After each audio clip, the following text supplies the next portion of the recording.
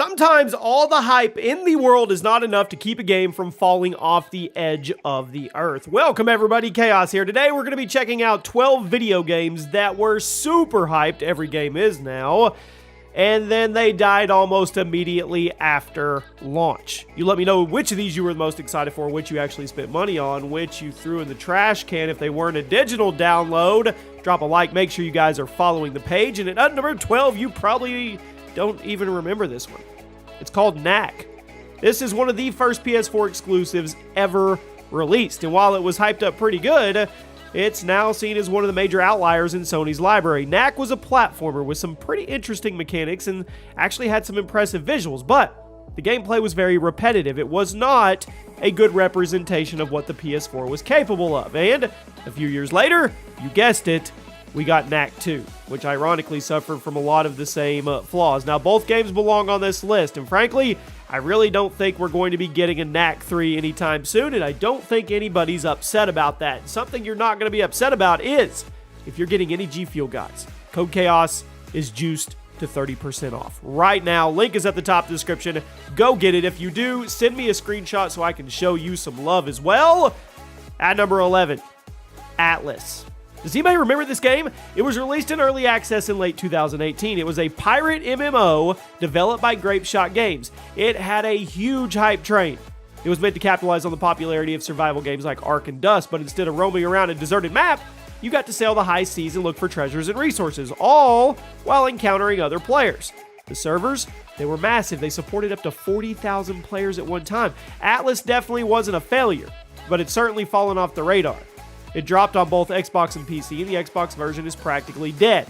As for the PC version, well, it's got about 2,000 playing it, which is better than some games, but it's a long fall from the peak days of almost 60,000 players. Maybe it'll get revived at some point, but its reign was very short-lived. At number 10, Star Fox Zero. Star Fox is one of the most iconic Nintendo franchises, despite not having very many entries. It was a technical marvel back in the day, and the franchise characters have always been popular picks in the Super Smash Bros. Series. And when it was announced that Nintendo was reviving Star Fox with a brand new Wii U exclusive, people were hyped. Now, it's been over 10 years since the last Star Fox game, and people were ready to get back in the pilot seat, I guess you could say. Unfortunately, Star Fox Zero was perhaps the most disappointing Nintendo game ever released. Super short, super simple, and with some of the worst controls ever put in a video game. It was a complete disappointment, and 5 years later, there has not been another Star Fox game. At number 9, I wasted my money on this. I drank the Kool-Aid. Crysis Remastered. It was, come on, one of the most visually stunning games of all time, still is. So when a remastered version was announced, we were all rightfully assuming it would be the most incredible game we've ever seen. Well, if you've been paying attention over the last year or so, you should know that's not what happened. It was buggy, it was unpolished, and it actually looked worse than the original. And it was later revealed it was a remastering of the console version, not the PC version, which, to me, was a very shady bait and switch by the developers. Crysis 2 and 3 are set to be remastered as well, so hopefully the record can be corrected, but Crysis Remastered was a ripoff. At number 8, Jump Force. It had all the makings of the best crossover fighting game ever. Come on, Naruto, Dragon Ball, One Piece, Bleach, Hunter x Hunter, Yu-Gi-Oh! The game was going to be the ultimate anime crossover fighting game, and people were ready. After it dropped, they weren't ready anymore. It was clear that Jump Force was not ready for release. There was bugs, unbalanced gameplay, poor optimization. It all came together to make for a pretty mediocre experience all the way around. It could have been one of the biggest fighting games in the world, but instead, it was this weird mashup of characters that most people forgot about instantly. Let's stick with the fighting game. Number 7, Marvel vs. Capcom Infinite.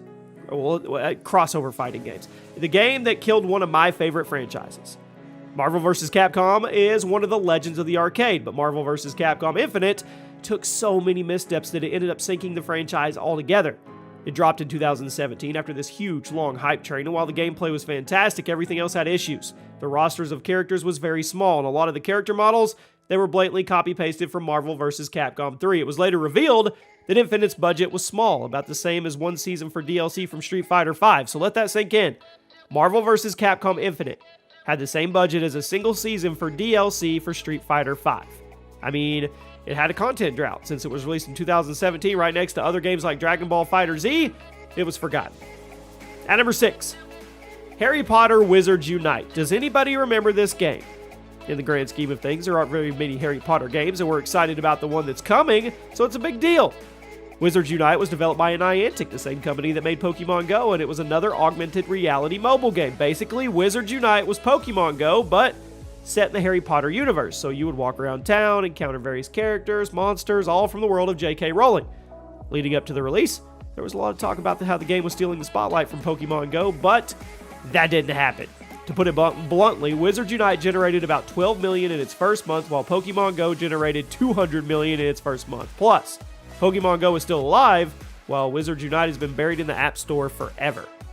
At number 5 today, Borderlands 3. You guys remember when this game came out?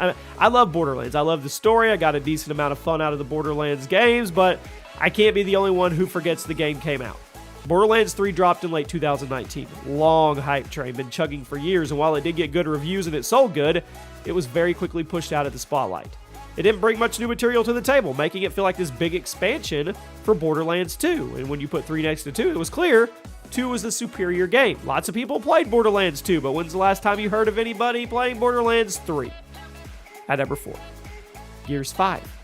Another game that still has a community. There's still a solid number of people playing it, but when you consider the numbers on Gears 5 versus the numbers on the original Gears trilogy, huge fall from grace.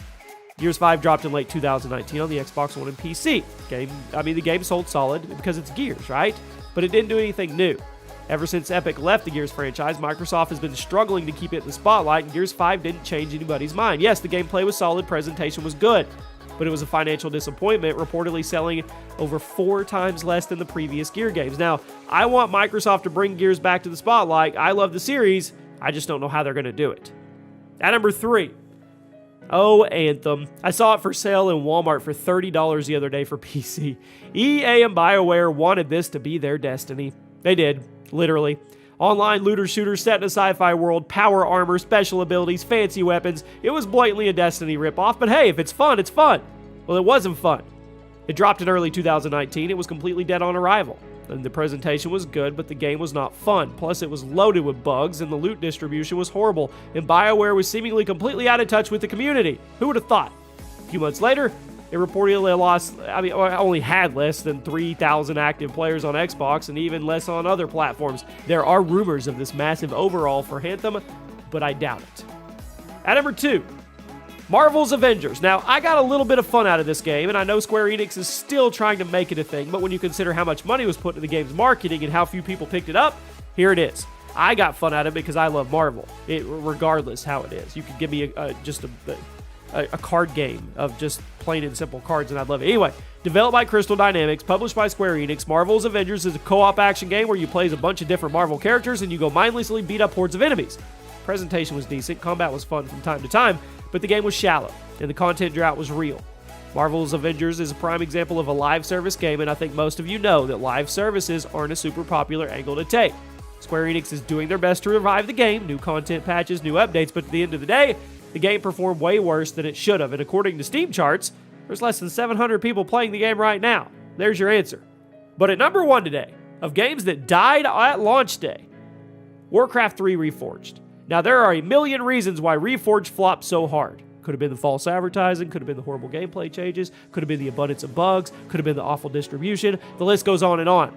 Warcraft 3 is one of the most legendary PC games of all time, but when the Reforged version came out, the hype turned hostile as Blizzard completely screwed up one of the most important games in their library. If you want to talk about games that died at launch, I don't think there's a better example than Warcraft 3 Reforged.